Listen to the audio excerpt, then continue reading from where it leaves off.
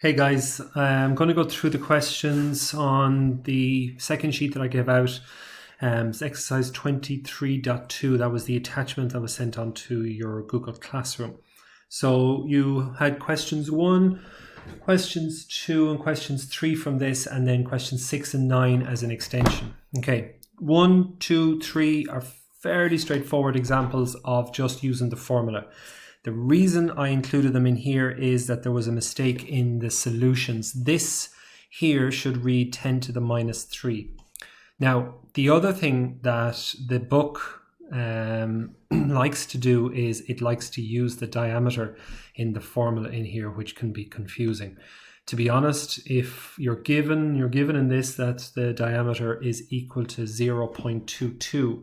So if I know that if I know that my diameter is equal to 0.22 millimeters, well, I'm just going to go and figure out that the radius then is 0.11 millimeters and use that straight into that formula.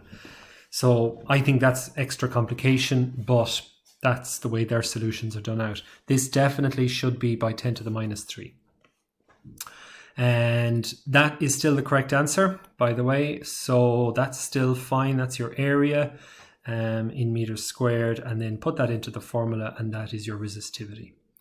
So question 2, again, look at the way that they have the formula here. I'm going to go through that for another question down here, but don't be put off by that. That's the reason that it appears like that is because they're using the diameter. So I would not suggest you do that. Use the diameter divided by 2, radius, and the normal formula. That is the correct answer down there. Question 3, very same. You're given the cross-sectional area in millimeters. Now, as I said, I'm not going to do this out, but from the same question before, you are going to assume that it's a box. If it's 0.16 millimeter squared, it's 0.16 millimeter by 1 millimeter. Change both of those into meters, multiply them together, and this is the answer that you're going to get. So that's your area in meters squared. The resistance was 4, and your length of, the resistivity then was 4.2 by 10 to the minus 7 meters, and that gives you your length there. So everyone should be able to do those questions. They are definitely the most straightforward ones in here. So there was a bit of a challenge then for people who wanted something extra, question 6 and question 9. So question 6, and this is, I just want to run through where this formula is coming from. Your cross-sectional area is pi times r squared. Now, if you take out r and put in diameter instead, so half the diameter is the radius. But because it's the radius to be squared, when you substitute in half the diameter in there, you have to square all of this, which means that you're squaring the half and you're squaring the d. So you get 1/4 d squared. So now your area is pi times 1/4 d squared.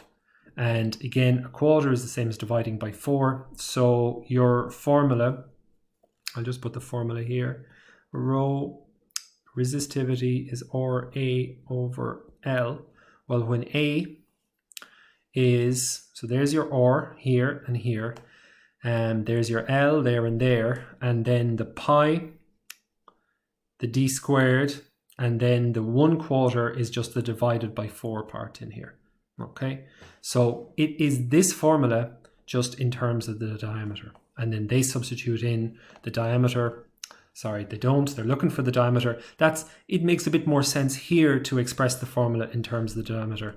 But again, there's nothing to stop you just doing it in terms of the radius. Find the radius and times it by 2. It's just as easy. Question 9. Okay, this is a very good question in the sense that it makes you think about this relationship here. Now, this solution doesn't do it justice, so I did it out a little bit more detailed here on this. Okay, so what they're basically telling you, now you are not really able to, you're not given enough information to work out the resistivity here. You're told the cross-sectional area and you're told the resistance. You're not given the length and you're not given the resistivity. Now you're told that it's the same composition, but you really can't do the calculations here in this.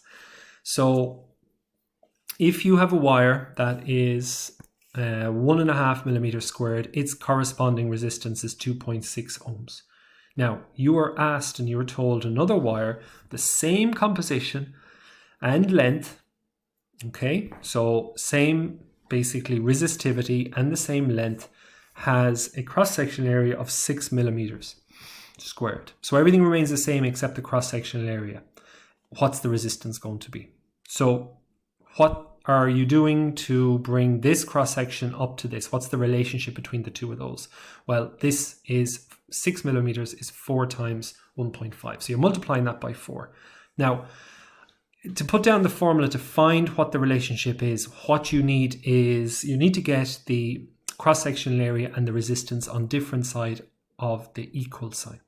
So if you take your resistivity formula and rearrange it so that you get area and resistance on opposite sides of the equal sign, that will tell you the relationship between the two of those.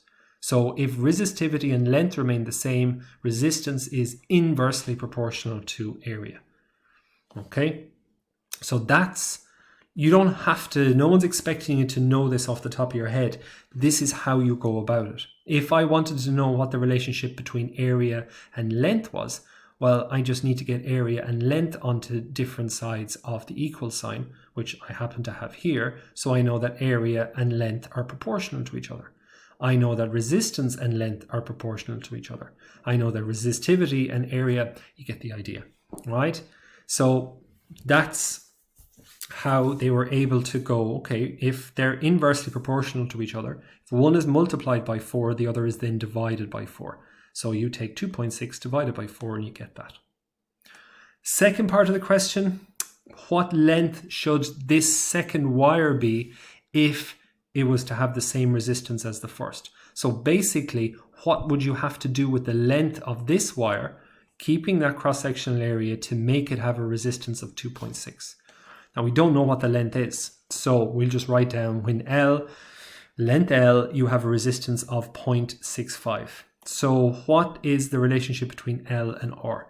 So again, rearrange this and we can see that when L and R are on opposite sides of the equal sign, L is proportional to R. Okay, there's no fraction, none of them are in the bottom or the top of a fraction, so they're just proportional to each other. So when L increases, sorry, you're not doing that yet, you want the resistance to go from 0.65 back up to 2.6. So we know you multiply by 4 to get that, because resistance, and oh, I've done this wrong here, this should be R, sorry, L proportional to R, apologies. When you multiply the resistance by 4, you are going to have to multiply the length then by 4, because they are proportional to each other. So length and resistance proportional to each other. So that's how you get that the length then is going to be 4L. So 4 times the original length will bring the resistance back up to there. And that's it. Now that's very, very much a higher level question, and it's the type of thing that it can come up in different sections where they're asking you to basically look at the formula and to pull out relationships like this, where you don't have enough information to actually use to find out resistivity. You can't do this by running the numbers. You have to look at what the relationships are. So it's a very good question from that, but definitely the higher level and the higher end, a higher level. So I don't expect everyone to get that. Okay, that's fine. Thanks, guys.